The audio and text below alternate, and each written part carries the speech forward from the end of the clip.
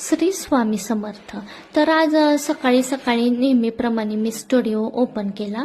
Studio open केल्यानंतर माझी साफसफाई सुरू झाली.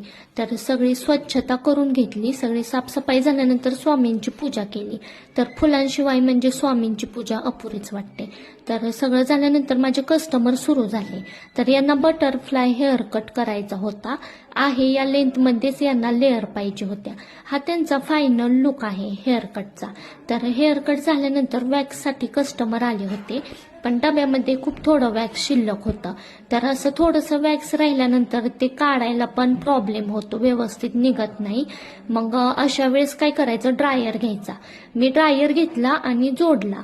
तर कस्टमर मला विचारत होते, हे तुम्ही काय करताय? त्यांना म्हणलं वेट अँड वॉच. तर ड्रायर जोडायचा आणि फुल हवा ठेवायची, त्याची गरम हवा ठेवायची आणि अशा प्रकारे डब्याला आतून बाहेरून ड्रायरची गरम हवा द्यायची. तर गरम हवा दिल्यानंतर वॅक्स मेल्ट होऊ लागतं आणि अशा प्रकारे काढायला पण इझी जातं.